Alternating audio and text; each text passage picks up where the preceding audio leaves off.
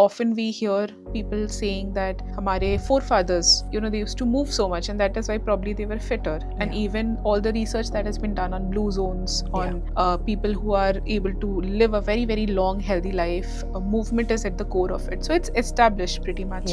लेकिन challenge कहाँ आती है लोगों को? And I'm saying this because I often end up facing this challenge myself. With everything else going in life, how do you make time for yourself for that, let's say 1 hour a day? And is 1 hour a day enough? Because that's again the second question which comes in mind, ki kitna movement, right? So how do we make this a part of our life without making it a very complicated one? Because again, every time you go to a dietitian, you go to कोई भी problem हो रही है आपको, lifestyle disease, they'll simply say weight loss करो. Correct. Now for that you have to really push through, and not everybody is either able to, for whatever circumstances or whatever reason, they're not able to push through or break that barrier, right? How do we simplify this movement? How do you simplify movement for your students? Because you've coached like thousands of people now. What do you do? मुझे लगता है ये जो दो आपने सवाल पूछे ना, ये बहुत इंटरेस्टिंग है, एक दूसरे से जुड़े हुए भी हैं. और जो एक तीसरा एंगल आपने इंक्लूड किया है ना, वेट लॉस का, मैं तीनों को एड्रेस करती हूँ. So the biggest challenge that people face with respect to moving their bodies is unfortunately the nature of their work and the nature of their lifestyle. Most often, I come across people who are required to sit for extended periods of time, either at home or at office. I think all of the audience of this podcast would fall in that category. It's the way offices have kind of designed work for all of us, and that is at the root cause of why people struggle to make movement an integral part of their lives, because for a large part of their day, and now with work becoming borderless, right? You can work from anywhere, and that's got its good advantages and its disadvantages. So the root cause of why people are struggling to fit movement into their daily lives is the nature of their work, where they are required to sit for extended periods of time, and then the nature of their lifestyle. So if you're sitting for extended periods of time, going from one meeting to another, constantly juggling from one deliverable or one stressful task to another, and then when you finally close work for the day, whatever time of the day it is, you don't feel the urge to put yourself through any other kind of physical rigor. All you want to do is come home and relax. Relax, yes, absolutely. है ना? It's mentally so taxing that your body, even though your body is not that tired, you don't want to put yourself through it. And I mean, I have experienced it way too many times. Way too many times. And unfortunately, when we have the CEOs of large organizations endorsing 70+ hour work weeks, it does not make things easier. Even when research has time and again pointed to the fact that productivity drops after, I think, 30 hours or 40 hours of work a week. You cannot be productive all the time. Okay? In fact, just this morning I was reading a LinkedIn post by a friend of mine who's an executive coach, and he spoke about how he was working with a CXO, and this was the problem that he cited, that I love working 70+ hours a week because उतना काम नहीं किया तो क्या काम किया. When they got down to the details of what this person was doing on an hourly basis every day, they realized that he was making half-baked decisions. He was not able to close projects. He was not able to close tasks every day, even though he was working for extended periods of time every day. And then, of course, they made him realize the importance of concentrated chunks of time where you're able to focus on the one task or the one goal for your day, bring it through to completion, and then move to the next one. So the point I'm trying to make here is, we feel like working for longer hours makes us more productive, but it does not. At home, when we close work and come back home, we're so mentally tired because we've been working, we've been trying to make these micro decisions through the day, none of which are completed and so on. We are mentally exhausted, and we are not able to put ourselves through any more physical rigor.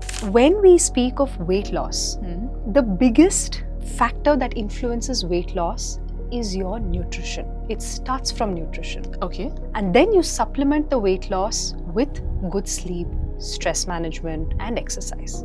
But nutrition is at the core of weight loss. Hmm. Now, to be able to make healthier food choices, right, we need to be working or living in a way that our brains are not constantly fried all the time. We need to be able to find those moments of stillness, of calm, where we can tune in inwards, right, to be able to make healthier food choices. So therefore, the way I like to teach movement, or the way I like to inspire people to fall in love with movement, is start with at least 3 to 4 times a week, 60 minutes, for each of those 3 or 4 days when you're choosing to do a particular form of exercise. Do it with full dedication, do it with full rigor, and be a good student.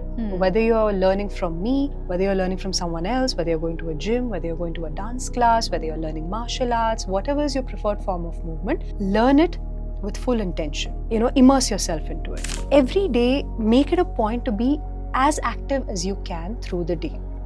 Okay? So it's not just important to exercise for, say, 45 minutes to 60 minutes at a minimum frequency of 3 to 4 times a week.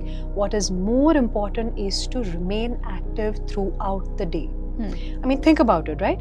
We have 24 hours in the day, of which you're only spending, say, 60 minutes, 1 hour, doing some form of exercise, and the remainder of the day you're sitting and you're working, right? That is not going to give you any significant health benefits with respect to weight loss or with respect to managing chronic health conditions. So the way to remain active through the day is to try and integrate movement into your daily tasks in creative ways. So for example, Zoom call चल रही है, group Zoom call है, ठीक है? आपका active participation है नहीं, आपने सिर्फ सुनना है. Okay? And there are many calls like this. We don't need to be active through all of our calls all the time. Try and do a few squats, Okay. Try and do a few push-ups on the work table. You don't even have to do push-ups on the floor. Try and walk around a little bit. If you feel the urge to snack on something, don't snack first. Go up to your kitchen, get a glass of water, drink some water first, and wait. Or for instance, you're on a call where you are supposed to be talking. Try to do a large part of that talking as you're walking. If you're not required to be on video, switch off your video, have your headphones on, and walk as you talk. So you're saying that even those small movements, let's say in this room, if I just start walking while Yes. having conversations, Absolutely. that has more benefit than, let's say, just that 60 minutes of gym. For sure. Absolutely, for sure. So it is a great idea to incorporate exercise into your weekly schedule in, say, 45 to 60 minute buckets, done at a minimum of 3 to 4 times a week. But what matters more is to move through the day and to do it in as creative ways as you can. Simplest thing, right? Take the stairs instead of the lift. And we see this in our office buildings, in our residential complexes all the time. They encourage people to take the stairs. But यार कौन चढ़ेगा यार, पसीना हो जाता है, हाय मेरे घुटनों में दर्द हो जाता है, अरे मेरी पीठ में issue. But you got to start somewhere. This is another thing, right? A lot of us do not want to exert ourselves physically because we believe that it will lead to more problems. So for example, I know that I have a sensitive back. It's so counterintuitive. I'll tell you my story. I have a sensitive shoulder, okay? And I was swimming once. I was learning how to swim, and that pain just, it just went like haywire. That was the time when I was joining ISB. In fact, the first week when we are supposed to get inducted, I was actually going through physiotherapy because it was that bad. And the doctor, very luckily, the doctor over there told me that, see, you can't keep on coming to my clinic all the time. What you need to do is, like how you wake up and look at your husband the first thing in the morning, you need to exercise your shoulder. Yeah. And like the way he said, it made it so sort of like sweet and, you can relate to it. Yeah. So I started exercising. Of course, he gave me a list of 10. I think even he knew that I wouldn't do all 10. Yeah. But I did at least the 3 of them. It was very convenient. I did it over 2 years, like every single day without a break, right? Before sleeping, after waking up. And so counterintuitive to every other doctor who would say, ki rest your shoulder, rest your shoulder, rest your shoulder. I kept on doing it. But again, every day I would not do it, the pain would come back. When I started doing strength training and started lifting weight, now I don't do that exercise anymore on a daily basis because I am still, I think I've started moving much more. Like now I do yoga 3-4 times a week and other kind of things. That pain the frequency of that pain coming back to me has reduced. That's great. Yeah. I could see the difference now if the pain happens, as soon as it goes down, after 2-3 days I'll start doing my weightlifting again. because I know that my shoulders need that exercise, and it's so counterintuitive. And I have met people who say that doctor has asked us not to move, not to आपका पैर और खराब हो जाएगा या आपकी कमर और खराब हो जाएगी. So what do you have to say for that? Like, in your own experience, have you come across such people whom you have probably coached out of this fear? Yeah. Let's talk about that. Well, Nimisha, you have touched upon one of my favorite topics. Okay? And you've included strength training and weightlifting as part of your question. Unfortunately, in my experience, I find that a lot of medical professionals these days are too conservative in their approach when it comes to treating musculoskeletal issues. And I often find my students coming to me and saying similar stories where they've been asked to rest. And I initially approach it with some patience because these are qualified medical professionals after all, and I'm assuming that they would have advised rest after thoughtful consideration. But too much rest is not a great idea either. If you don't subject your body to enough resistance training, you will not be able to find improvement in your conditions, especially the musculoskeletal conditions. Therefore, you were very lucky to find a doctor who advised you a few exercises to do. Such doctors are hard to find, and if you find someone like that, hold on to that person. And in the treatment of a musculoskeletal issue or an injury, rest has its place for sure, but a structured rehab program also has its place, which includes specific exercises, certain other treatment protocols to get your body back into action. I fully agree with you that rest is not the only way to recover. Rest has its place, but you've got to supplement it with a structured rehabilitation program, either advised by your doctor or by your doctor plus your movement coach or strength coach, whoever you go to. The other bit you touched upon was weightlifting versus the exercises that your doctor had prescribed. Now, weightlifting is a great thing to do. I myself do a lot of very heavy weightlifting and I personally enjoy it. People often ask me, "Arey, aap to yoga karte ho, yoga, weightlifting, what is the connection?" But I love it. It puts my body through a degree of rigor which I personally enjoy.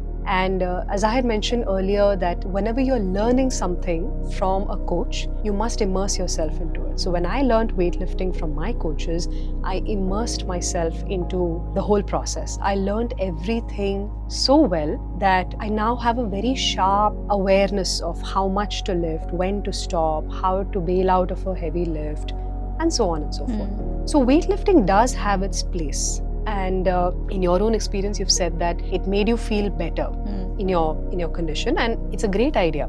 But one must understand that it's resistance training at the end of the day. Okay, whether you use weights or whether you use your own body weight as a resistance, it is resistance training. So your muscles need to be subjected to some form of resistance in order to force them to work harder and get stronger. And that resistance you can either supply with your own body weight, through different planes of motion, or you can supply it through resistance bands or external weights. That's up to the individual. And I think there is also a lot of yoga asanas which allow us to do that. Thank you. I am so glad I don't know if this was planned or this is a natural segue into what I was about to say next. Yes. People generally assume that yoga से strength नहीं बढ़ता है. But to anyone who thinks this, try and go to a good yoga class where you have to hold a plank or a chaturanga for a good slow 10 counts. And we yoga teachers are very infamous for counting very slowly. Very slowly, yeah. They're very slow counters. And that's when people realize that, oh my God, I didn't know this would be so challenging. So yoga is a great way to build strength too. Okay? It is a myth कि yoga से strength नहीं बनता है. Yoga से बिल्कुल strength बनता है, provided you have the right structured program in place to help people get stronger progressively.